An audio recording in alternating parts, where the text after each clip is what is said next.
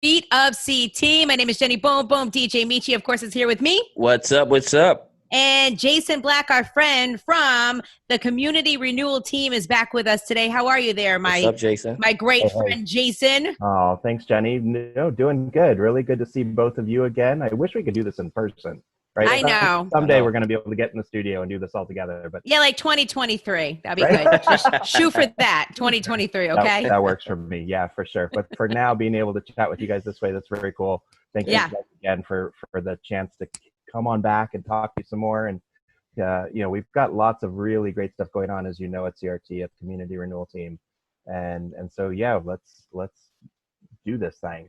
Okay, so we have to really talk about the census, because I know the last time you were on, you described to us what the census was or is, and you really pressured us to fill out the census. And okay, so still heading there. All right. This is the problem with me. I don't lie. So still heading there, but I know it's really important because now it's like it's time now. You have to do it now, right? Right. Yeah. Well, okay, I shouldn't even tell you this because I know what the answer is going to be, but officially they extended the deadline. Oh, okay. All right. That's good. So that buys you a little time, right? Oh, thank God. You dodged a bullet. Yeah. All right. But okay, so it's not due until the end of October, right? You've got a little more time if you really want to procrastinate. But here's the thing, Jenny, it takes the website, if you go on the 2020 census.gov website, they tell you it takes about 10 minutes to finish this thing. That's if you're distracted. Okay. Right? Or you like to multitask and do it. It should take you maybe 5 minutes to do this. All right, to fill out the census. Knock it out, get it done. Here's the thing. I don't know if you saw this in the news. A week or two ago, there was some really interesting reporting that was going on that was saying here in the greater Hartford area, our numbers for participation in the census are really bad. Like, because of people like me, like I'm awful. You are skewing the numbers the wrong way, Jenny. Yeah. You can fix that. You can help get us all back on track. Yeah, Michi's being really silent over there. I know that guy didn't fill it out either. Do it. You know what's so sad? Jenny? I've been a part of events the past couple of weeks that's been pushing to sign up for your census, and I you still didn't have do not it. I'm sorry. Oh man, you both are. You're awful. You know what? I'm going to do it. No, I'm doing it this weekend. It's happening. Absolutely. Before Monday, it's happening. All right. So we're going to talk again soon, and I'm going to keep busting you on this one. Okay. I know.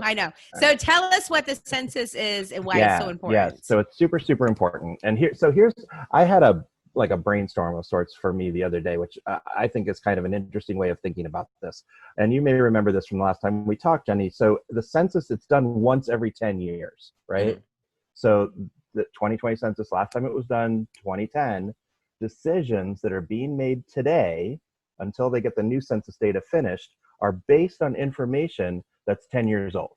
Wow. Okay. Right? Okay. So here's the thing. Take a moment. Think about who you were as a person 10 years ago. Okay. Right? Go back to 2010. Try to picture that in your head for a second. Right? Yeah. I remember I was a little thinner then, but go ahead. Okay. I mean, your life was different, right? I was a lot thinner then. And I had less wrinkles. So anyway. Sure, I wasn't going bald. Things were different then, right? A very different time 10 years ago. I had children who were still in school. So, things were very different 10 years ago than they are today, right? So think about how you've changed over those 10 years, right? Things are completely different now. You are not the same person today that you were. Right. Right. And so, but the census, because it's only done once every 10 years, it's reliant on that information that was documented 10 years ago. Okay. Right. So it's looking at Jenny Boom Boom from the past, right? And DJ Meach of the past and Jason Black of the past, right? It's not that we are not the same people. America is not the same country, right? Things have changed. So making sure that there's an accurate count in the census, making sure that there's they document as well as possible everyone across the country, in every city and town, every state, nationwide, make sure that we're all counted accurately so that decisions that are going to be made for the next 10 years are going to be accurate, right? This includes like budget decisions from the federal government, right? As they're starting to think about budgets for the upcoming years, those budgets are based on census decisions. As they think about and make changes to congressional districts, like the fact that they break out, who gets how many votes or how many seats in the House of Representatives, that's based on census data, right? Okay. So if Connecticut census data is off, we could lose a seat. I mean, that's pretty dire, right? No, that's a big deal, yeah. But that's a really big deal. So, and one of the things that was reported recently is the fact that in the Hartford area, the numbers for census are way down. And like, if you want to like make a contest out of this, we're behind Newark, right? That's not cool. We're behind Worcester, right, in Hartford, as far as like the reporting levels. Those cities are doing better than we are here in Hartford. If I were running things in Hartford, I'd be angry, right? That's where our numbers were right now. We should be at a much better place today with completion of the census than we are right now. And so that's a big reason why CRT and others are helping to do everything that we can to help get the word out right now, remind people about it, how easy it is. You can go to 2020census.gov. It's a secure government website. Your information that you submit there, it's anonymous. It is encrypted. Oh, I didn't know it was anonymous. Okay, I like that. No, it's anonymous. I mean, they're going to ask you for some personal information. Like, right? What's the personal information that they ask, Jason? I mean, birth dates and addresses and things, right? But it's not. Okay, that doesn't feel anonymous. But again, because it's a secure website from the US government, right? And it's being transmitted in a way so that the data is encrypted when it goes through, and it comes out on the other side, and they unencrypt it, and right, it's safe and secure, and it's super fast and easy. You can do it from the privacy of your own home. You can do it on your smartphone if you have one. One of the things that I thought was pretty cool, I was looking at it the other day as a reminder. It's available in English, of course, but then it's also available in 12 other languages, right? So if you're not a native English speaker, you're going to find something, I think, that will, so that includes Spanish and French and Chinese and Vietnamese and Russian and Polish, and I'm just looking at it here while we're talking. I mean, multiple languages where you can go do the census if English is not your first language, and it's ready to go, and you can get it done super quick. You turn it in, and you don't have to think about it again. You've done your part. It's super, super important, and that count is critical. And again, as I was saying, really think about who you were and how your life has changed over the course of the past 10 years, right? Things are really different now than 10 years ago. And because of that to me is enough to think, man, I got to get that thing done. And, Now, Jason, somebody like me, like I feel like I move a lot, but I still use like my mother's address. Oh, okay. So filling out this thing. Okay.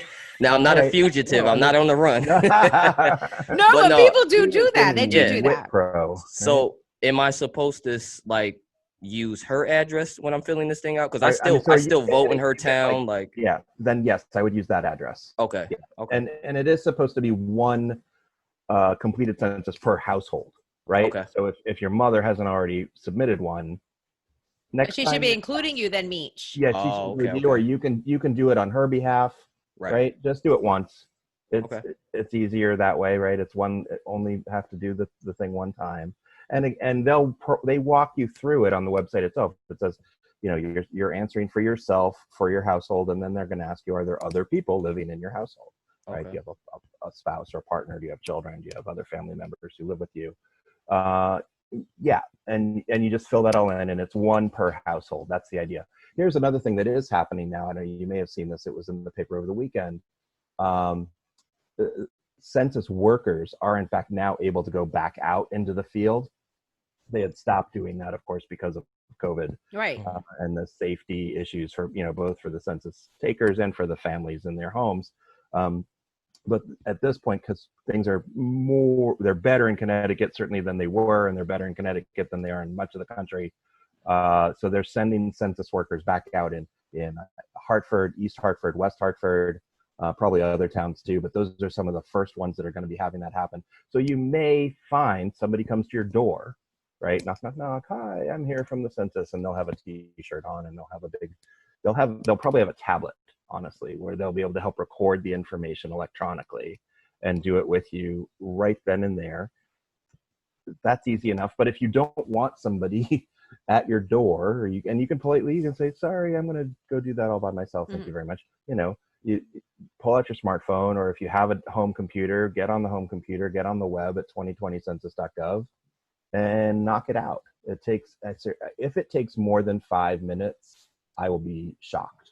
Okay. And unless you've got like a huge family to record, right? Lots and lots of people living with you all at once, because you've got grandma living at home and you've got lots of kids, and fine. It might take you 6 minutes, right? But it's quick, I promise. And it's safe and it's easy, and it's gotta be like a priority for everyone right now, because if we don't get an accurate count, it's going to affect funding decisions first and foremost.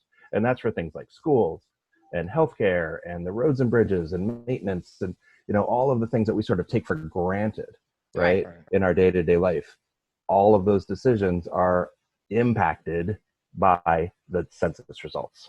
Yeah, I know it sounds boring as hell. I'm sorry for that. But it's not boring. It's just, it's something that I think is really important, but I don't think that people understand how important it is. So that's why I'm glad you're here telling us this, because when I saw the little post, I think I told you, when I saw the little postcard in the mail, I was like, what is this? And I threw it in the garbage. and then Vic, my husband, was like, I think we're supposed to fill that out. And I'm like, nah, it's okay. So then after talking to you the first time, then you got it through my head, but now you're really banging it right into my brain there, Jason. I know I have to fill out the census, but I did like your question, Michi, because like my older daughter, she just moved out and she's got her own apartment, but now her mail's still coming here. So I guess I still have to technically count her as a part of my household because her mail's coming here, even though she's not physically here.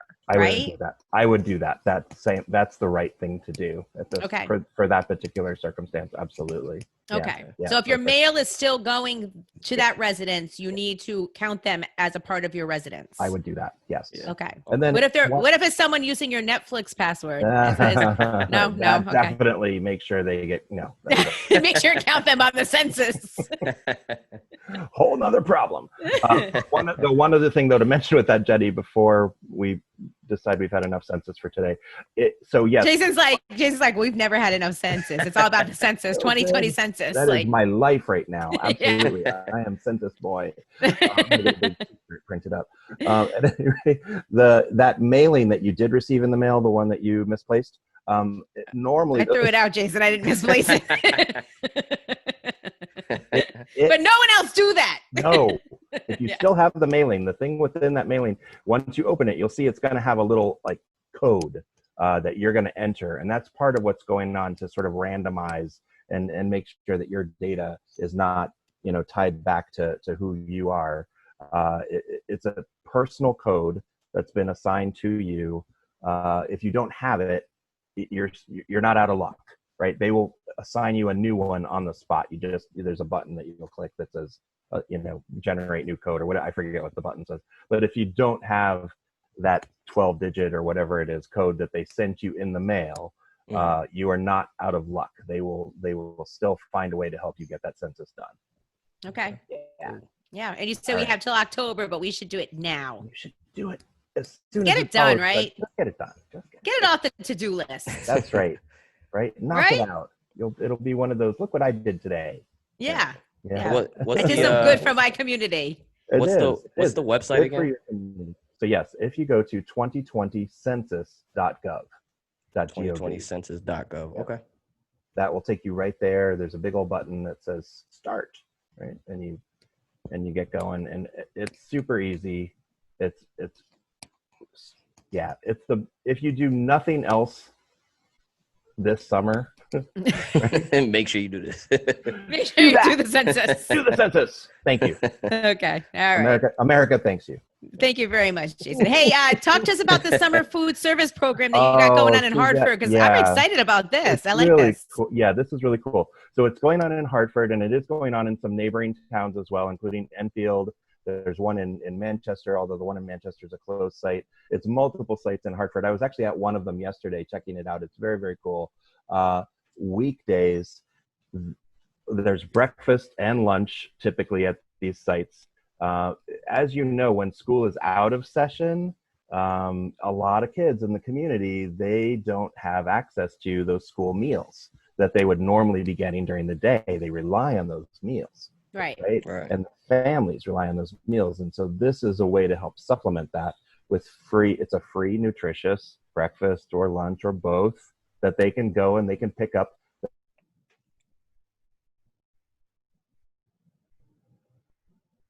If it's a nice day, go find a park bench and sit outside and eat your lunch. That's cool too. But it's for kids 18 and under who are able to take advantage of it and use it. There's multiple locations in Hartford. We do have information about it on CRT's website, which is at crtct.org. It's also on our Facebook page. I'll make sure that it gets posted up to the top of the page again so people can see it. There's a whole list of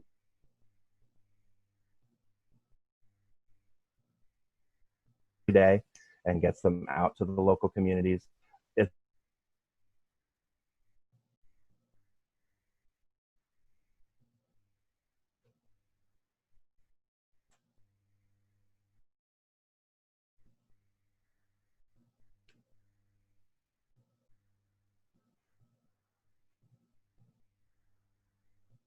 For this, you just show up. Yeah. Really? So I mean, like, you don't do it according to income level, or this one? No, this one is not. I mean, the expectation is if you need the food, you should go get the food, right? If you don't need the food, please save it for somebody else who really needs it. So the only site in our area that we serve where that's not the case is the one in Manchester. That one requires pre-registration. Every other site, it's open, right? And we want you to come get the lunches, right? Or get the breakfast. It's good, nutritious food. Yesterday at lunch, they were handing out, it was sandwiches, and there was an orange and some little cherry tomatoes and a box of chocolate milk, and great. Sounds like the perfect thing. Perfect lunch, right? And it's free. And it's free. Free lunch, right? Kids 18 and under in the greater Hartford area, summer food service program, go get some free food. It's a beautiful thing. If you need it, take advantage of it. It's going on now until the middle of August. And again, it's intended to be a supplement and a replacement while school is out of session. That's one of the biggest problems, right? During the summer months when school's not happening, kids who rely on those meals from the schools, where do they go? Right? Where do they turn for some food? And this helps to alleviate that. It's a really big deal. It works, and it works great. Right. Yeah. So come fall, I know we might have kind of a problem on our hands again because we're not quite sure. I know that people feel we may be heading back to school.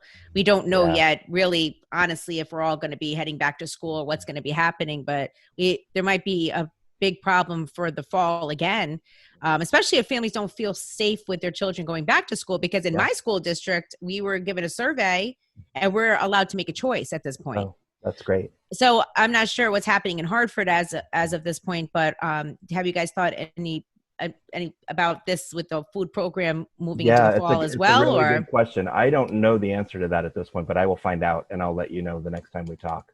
Because that's a really good question. Because you guys might need some donations leading up, right? We very well could. I mean, happily, this one is paid for. Right? Okay. This one comes from grant money from the state and probably some federal dollars as well that help to make this happen on an annual basis. And in fact, I'm almost positive it's federal dollars that are behind this. It's an annual program. But you're right, Jenny, because we don't really know yet what the deal is going to be with school in the fall for a lot of districts, a lot of communities. There's a need. There's going to be a need. Absolutely. Right. Yeah. Right. So let's keep an eye on that. That's a really good question. Yeah. I'm just worried about, what might be happening in the future for these families, You're totally right. Yeah. That's a really good question. So community renewal team, like I always say, you guys send me 300 emails a week because you got so much going on. Hey, what happened with your intern program? It's just getting started now. Okay. The Summer Youth Employment Program. They're going to be working from home.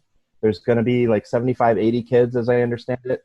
One of the projects they're going to be doing is a service project tied to census. Census, yeah.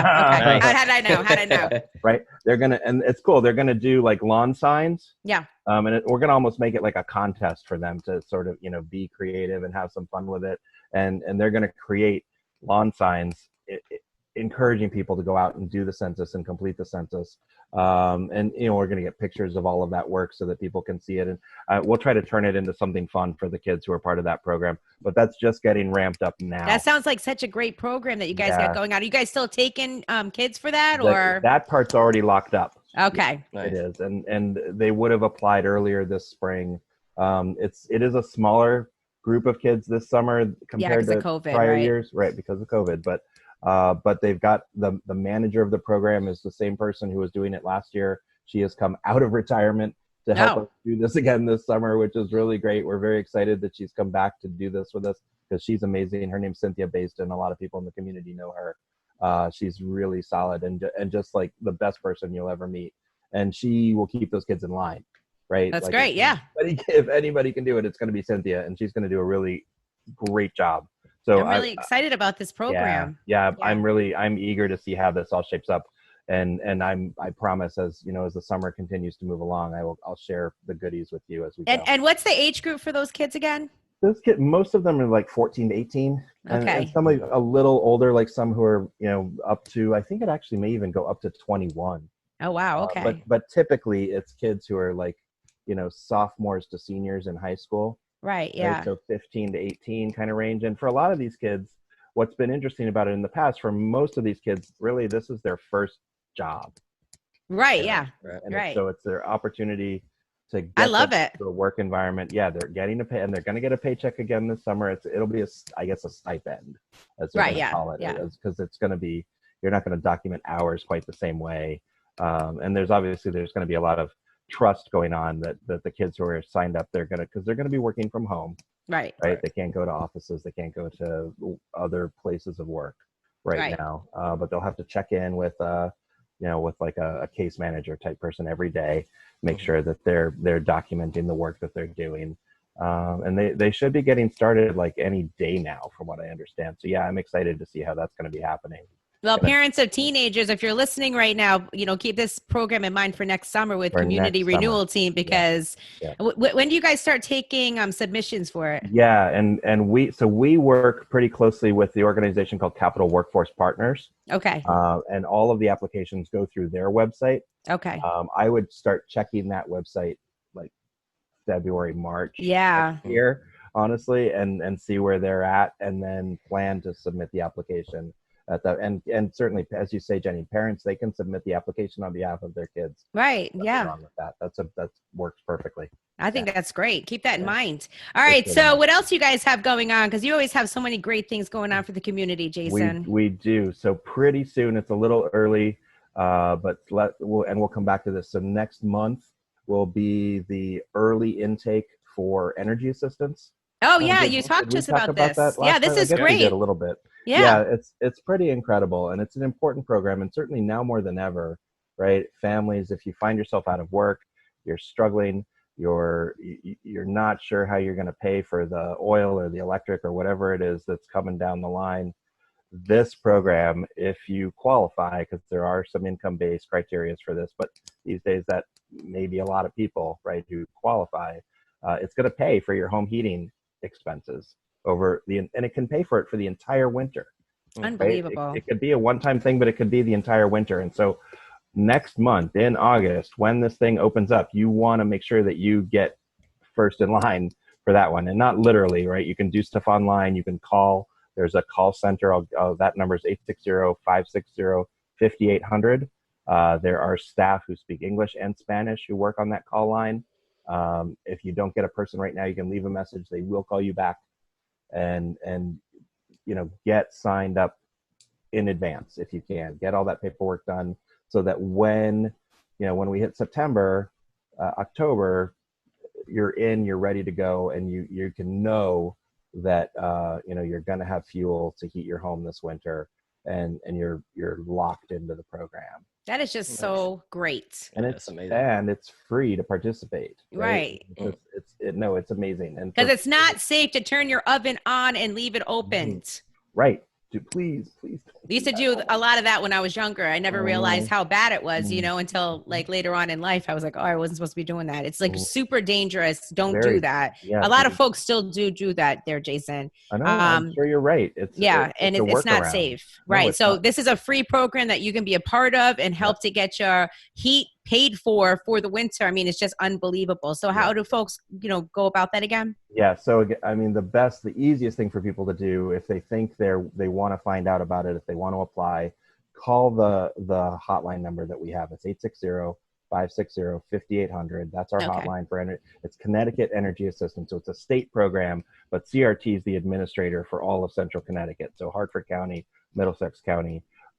In the last couple of years, Jenny, typically we're helping out in the range of like 25 to 30,000 households. Oh my gosh. Yeah. Wow. Yeah. Just in Central Connecticut. Right. And so not last year, but I believe the year before, and it was probably similar numbers last year, CRT alone was responsible for about 25% of the overall program for energy assistance in terms of the number of households that we served. That is just unbelievable. Yeah, it's a huge program. And again, my expectation is, and it's, I'm not happy about this, but there's going to be more need, right? Of course, yeah. Because of everything that's going on, yeah. Undoubted. And so making sure that you know that it's there, that you know how to get involved, that you apply as quickly as possible, find out if you're eligible for whatever reason, right? Find out if you're eligible. And if you are, they're going to hook you up and they're going to make sure that you've got this resource and it's going to carry you through the winter. I know right now, right, it's the middle of July and it's hot outside. We're not thinking about being cold, right? But all the more reason, right? Do it now, get it done, lock it in. Something you don't have to worry about. Exactly. And you're good to go for the rest of the winter. Wow. Jason, listen, I need to let everyone know how to get these emails because you guys, I mean, I make jokes about it because you're constantly communicating, but I love the communication. Thank you. I really do, because you guys are doing such great things for families and you're just spreading the word and letting us know, because sometimes it's really hard to find out how to go about getting help. And you guys make it super clear. So how do people subscribe to your emails? Yeah, if people want to get email from CRT, they can go to our website. So it's www.crtct.org. There is a subscribe link on the right-hand side for the newsletter.